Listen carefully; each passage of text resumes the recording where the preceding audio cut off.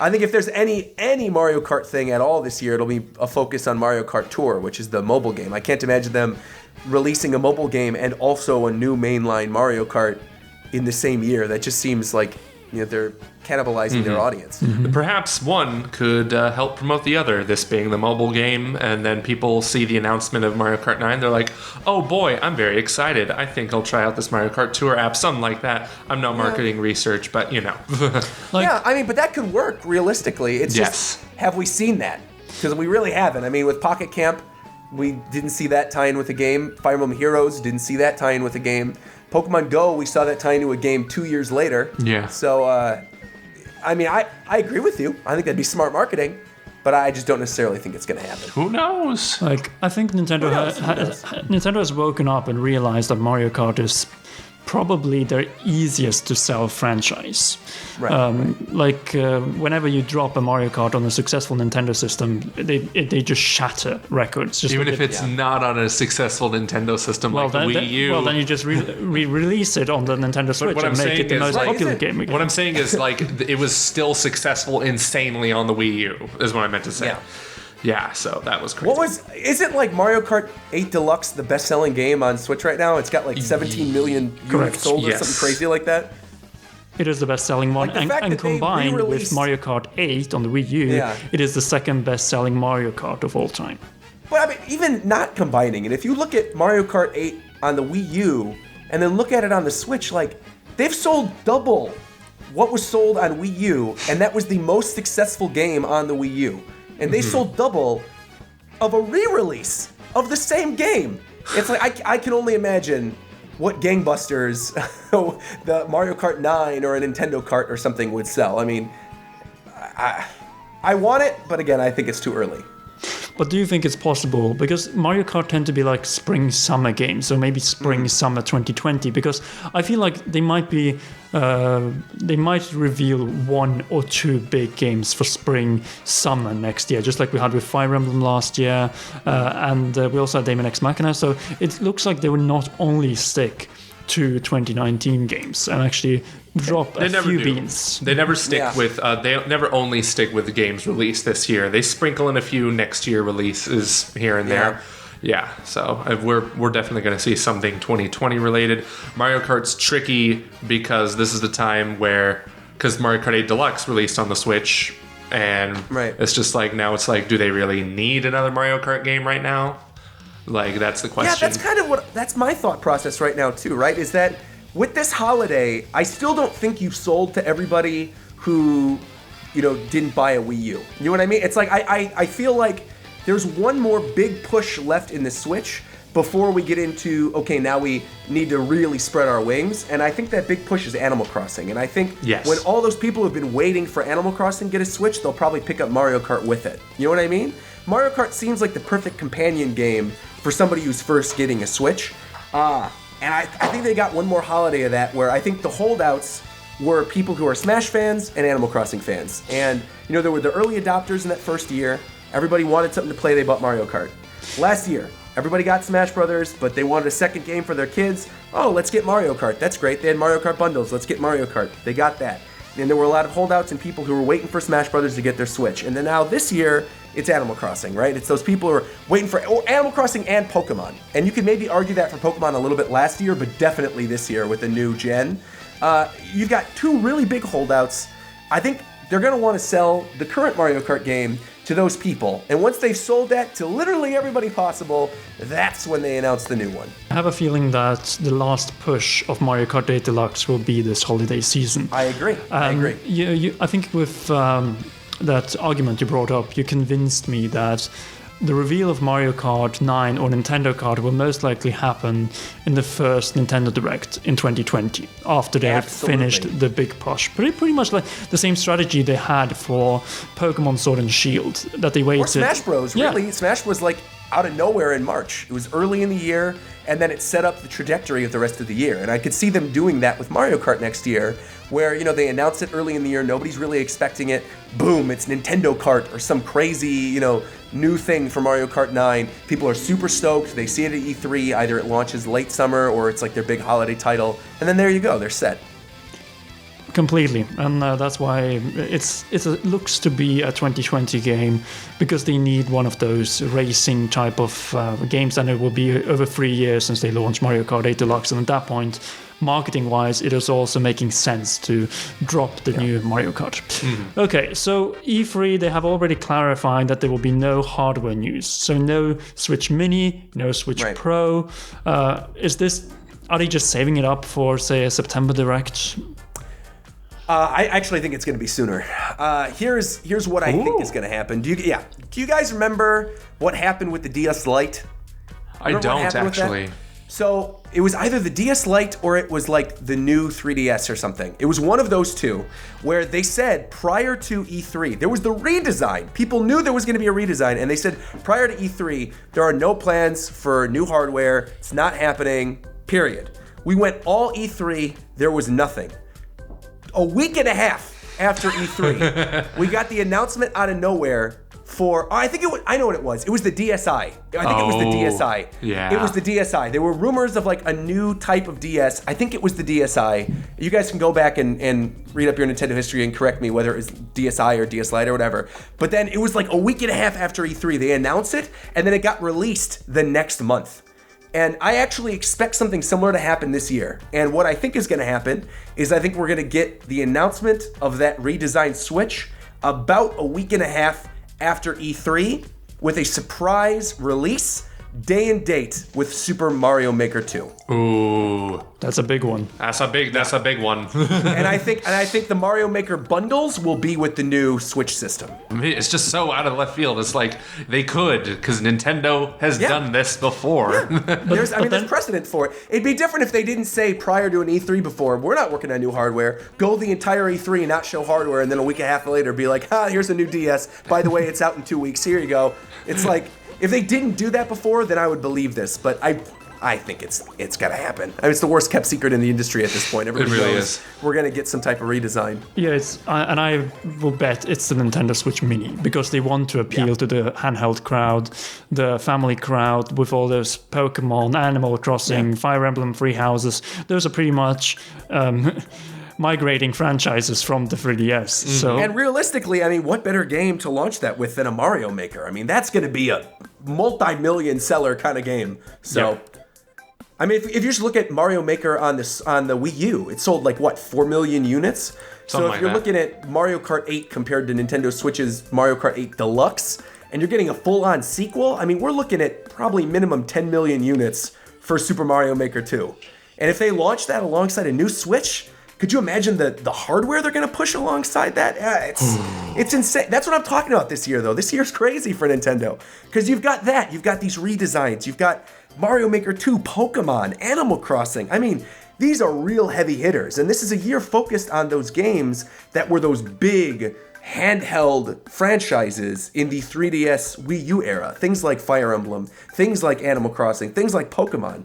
Now these are on a home console, and you're selling to all those people that have been holding out for their new system. It's a pretty brilliant move, honestly, on their part. I completely agree, and it's also pretty much the last year they can really do this without any competition from, say, Microsoft or PlayStation, which will steal the show at next E3 even before. Agree. Yeah. Which is why I think next year, too, is really going to be focused on, like I said, a new full-line 3D Mario, a new Breath of the Wild sequel, Metroid Prime. It's going to be like those heavy-hitting games, and their messaging is going to be, no, it's not about the hardware. We just re-released new hardware last year. It's not about that. It's about the games that you can play on that new hardware now. It's like, there's the fancy systems, sure, the new systems that are going to cost you $500-something, or you can get our Switch Mini or the, Switch 4K or whatever they're going to have redesigns for and play, Metroid Prime 4 on this thing. People are going to be like, well, that's a pretty good deal. And then they're going to look at that and look at next holiday and maybe, like you mentioned earlier, Mario Kart. I mean, there's a lot of things Nintendo could do right now to come up on top next year, too. I have a feeling Nintendo really has a plan how to keep the Switch alive throughout its life cycle. Even when say all the way to the next generation Nintendo console comes out. I can already see the horizon on 2022, 2023 as we move on to the games that will launch simultaneously between the Switch and the next Nintendo console. But since this is a Friday upload, this part in particular, we have to talk about Zelda because we have been overlooking. Hold on. Roger said Before we move on to Zelda, Yeah. we're not past the surprise announcements. There was one other thing I didn't get to mention yet. Okay. Zelda, there's one other thing, all right? And this, don't worry, I hear Joey going, oh, that's No, not but- what you expect. It's That's not what not, you okay. expect, don't worry. I think the one big audience, we've been talking about this new demographic, people who are going to be buying Switches. There's one big audience we're kind of overlooking that was massive for Nintendo during the Wii era. And that is that casual audience. And there hasn't really been a big, casual-focused, pushed game on Switch yet. And there's one franchise that has always sold big units that we have not seen in a while. Last time we saw this was on 3DS. It sold incredibly well on 3DS as well, and I think it's going to be making a return on the Switch. My prediction is that we are going to get the announcement of a new Nintendogs, and that the new Nintendogs game for Switch is going to be a early 2020 release. I would love. You see, I never played Nintendogs, but man, oh man, for some reason I want a new Nintendogs. Like, we just got that little Friends Pets game, whatever the heck it was called on the Switch, and it's just like, okay, this looks ugly and awful, and now it's just like, please, Nintendo, wash this taste out of my mouth, please. Right. Because you got to remember, Nintendogs was the second best-selling game in the history of the Nintendo DS, which I think most of us would argue is probably one of the top 3 best libraries of a Nintendo system of all time. Yes. Nintendogs was the number 2 best-selling game. It sold like 24 million units. So that's something, honestly, they're just sitting on that could really appeal to that casual market. And like you said, Joey, people are starved for that type of game on the system to the point that they're excited for like this secondhand Pets game or whatever. Like, they want a real Nintendogs game. And I think Nintendo just recently released something that could work really well with the new Nintendogs, and that's Labo VR. One thing I noticed on my trip to Japan recently is Labo VR was everywhere. There were commercials for Labo VR. People were talking about Labo VR. It was in all the stores. There were displays. And people do seem, based on what I'm seeing on Twitter, to be enjoying their time with Breath of the Wild and Mario Odyssey with Labo VR stuff. And so I think Labo VR, in addition to Nintendogs, would be a really nice sort of match, right? Where you put on your VR goggles and then you're playing with your little virtual puppy. That seems like something that could add value to the VR set that maybe a lot of people aren't really sold on yet, and additionally bring in a whole new audience, those people who are craving that kind of casual experience. And then they can end up selling more of those Labo units, which obviously they want to sell as well. So I don't know, Nintendogs just seems like something that I really thought was going to be a mobile game, but now looking at their future for mobile and seeing all the games that are already very successful, things like Dragalia and, they have Fire Emblem Heroes as well, and Pokemon Go. Now they're doing Mario Kart Tour. They just announced DNA is working with Pokemon Company to do another Pokemon game. I don't really think Nintendogs is in the cards for mobile anytime soon. And I do think Switch would be the perfect sort of system to do that on, because you could really go all out with these HD models of the dogs, and it really wouldn't take up that much processing power. You're just in an empty living room with a couple toys and a dog, you know? They could really make that game look beautiful both on a TV and on a handheld screen without really, having to use that much power on the system. I do agree about this, but I also have to point out when it comes to the VR approach to Nintendogs, then we need a Nintendo Switch Pro, because the resolution of the Switch as it is not really good for VR. Yeah. And well, hey, there you go. There's your push for the Pro. You want to sell to that casual audience? Hey, by the way, you want to see your little HD dogs? Here, we'll bundle in a Nintendo Switch Pro for the casual audience and Nintendogs in February of next year, just in time for Valentine's Day. You want to get your sweetie a cute Valentine's Day gift? Buy her a puppy. Like, boom, there you go. Instant million sales. Right. Indeed. All right. At this point, I think the Friday audience, which are expecting Zelda information, or at least... All right, let's do Zelda. we have been skipping over Link's Awakening for a reason while mentioning all these other games. And it is a big game, let's face it. It's a remake of Zelda Classic, and whenever we have a remake of the Hero of Legend from the SNES Game Boy era, it will be a big deal. Oh, yeah. Yeah, after this, I expect Oracle of Ages and Seasons on Switch. Nintendo, no pressure. But no, this is very exciting. Yeah, I was always thinking, like, I want to play a 2D Zelda on the Switch, and since we're not getting Virtual Console anytime soon, and the first Legend of Zelda is just on the NES, is like, get rid of the button maps on the Nintendo Switch Online thing, whatever. And now seeing Link's Awakening, which I remember being rumored for the 3DS as like a swan song for it. Now it's come to Switch, so hey, thank you for that. But yeah, I'm really excited to, and especially since I've never played the game before, so this is going to be a double bonus for me. And we're not going to talk about spoilers here, kids, so just keep that in mind. No. And I wouldn't be surprised if they also will expand the game even further beyond than what was the case with Link's Awakening DX on the Game Boy Color. Mm-hmm. Because that game is a little bit short for a $60 experience these days. And I have a feeling that the team might have been cooking up a surprise or two when it comes to this particular title that we will see revealed at this E3 Nintendo Direct. I like that maybe they have some type of Four Swords thing connected to it, where it's actually like Link's Awakening plus Four Swords or something. I could see that being a kind of fun little surprise that comes out of nowhere. Yeah, I agree. Like a trio package or a dual package of another game. Yeah, I can see that totally happening. Because it's like they did announce the game, but they didn't say like it's only gonna be like a single release. We could maybe package it. Who knows? We're Nintendo. And I have to say that this really feels like the first step towards the next big Zelda game. Because I agree. A known thing about Zelda is you can't have two adventures in Hyrule, one after another. Now that we know all the locations, all the secrets of Hyrule and the era of the wild, they have to move to a different location. I agree. I was going to say, I don't necessarily agree with that. I think the next... See, I agree with you in terms of you can't have like a big Zelda right after a big Zelda now that we've been doing all these remakes. Mm-hmm. But I mean, you look at the Switch right now, we had in the first year, right, we had Breath of the Wild. In that second year, we got all that great DLC. In the third year, we're getting Link's Awakening. Next year, we'll probably get the announcement of whatever that Breath of the Wild 2 is going to be. And I think probably during that E3, as we brought earlier, we'll probably get the announcement of like a Skyward Sword re-release. Or, maybe they'll bring back Wind Waker HD as well, port that to Switch.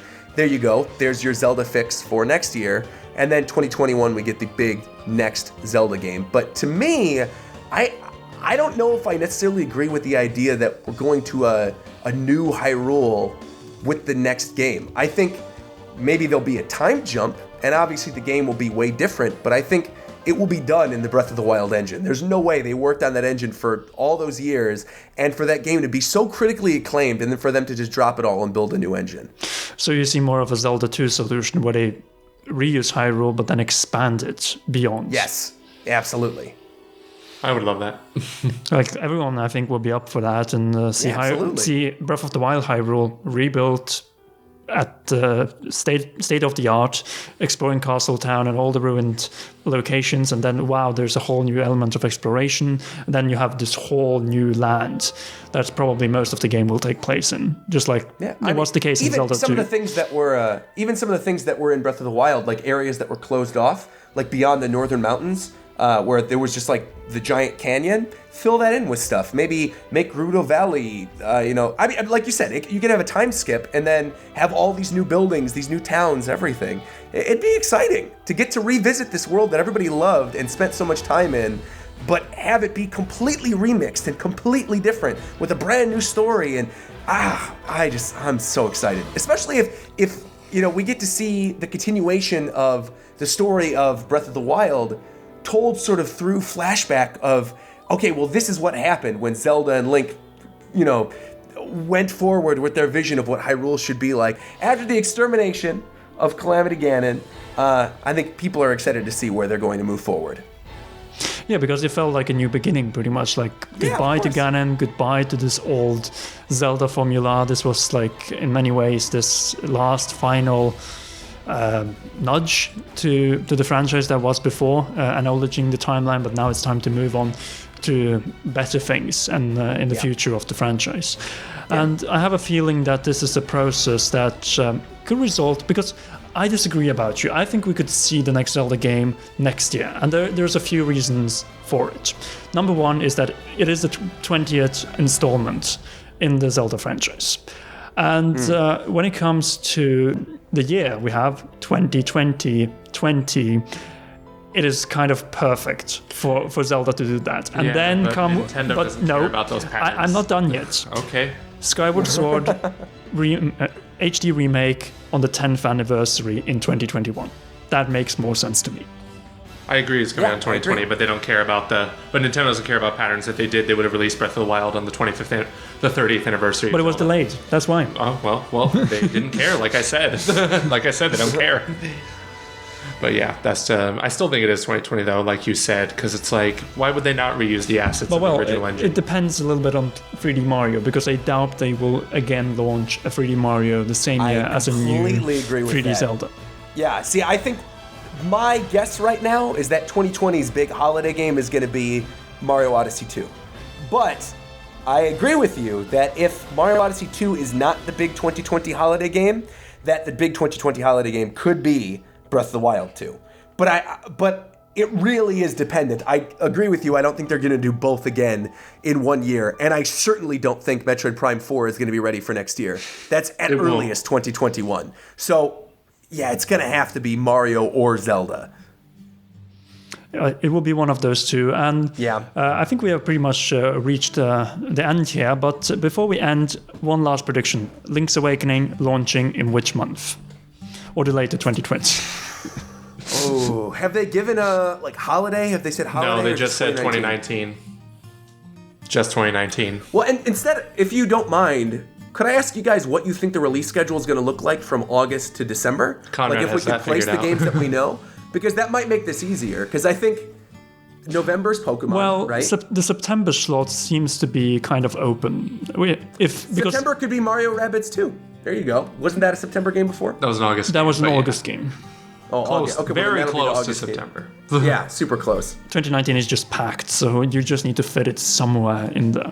My prediction until you said Animal Crossing in December, I was thinking Link's Awakening would be the December game. Part of me kind of feels like maybe Link's Awakening, because we've seen a lot of Link's Awakening already, and because that is a smaller game, I could maybe even see Link's Awakening being one of the late summer, early fall games, if Animal Crossing is going to be a holiday game. When did the Oracle games come out? Do you remember if those are holiday games or not? When did those come out? We'd have to Wikipedia that. If we look at A Link Between Worlds, I think that wasn't that a September-October game? There you go. I think it was September-October. Oracle was February, and Link Between Worlds was, let me just pull this up, November. So Link's Awakening is definitely coming out February 2019. Calling it now. You mean 2020? No, that's the joke. Gosh. Okay. I really don't know. I don't know. Well, I guess sometime this fall, or at the very latest, if it's delayed in sometime in the first month of 2020, say a January or February game. It could be one of those two. Okay, I think that sums it up pretty much. Roger, I want to thank you for joining us. We can't wait to see you at this E3.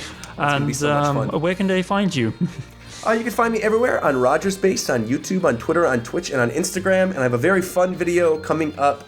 If they're listening to this Friday, it'll be a week from today on my YouTube channel, all about my visit to Nintendo headquarters in Kyoto, which was a lot of fun. I got to visit the main Nintendo building, as well as the new campus, as well as the original Nintendo building in Kyoto. Got lots of great footage of walking from the train station over to all the buildings, and it was really a blast to record, so I'd say look forward to that. So go and check it out, because that video is already up by the time we upload this. Yes. Oh, well then there you go. Even better. Yeah. All right, thank you so much. And yes, if you haven't already, then make sure to like and subscribe to our channels. That will be Commonwealth Realm and Roger's Base. And you will also find them in the end card. And finally, we need to also thank all our gracious patrons, including royal producers Kenyatta Ali and Bradley Carriage. And if you want to support us for a few dollars a month and get some awesome perks in return, then head over to patreon.com/commonrealm. Thank you so much for joining in, and thank you once again, Roger. Thank you. It's It's time to jump up in the air. Jump up, don't be scared. Jump up and your cares will soar away. And if the dark clouds start to swirl,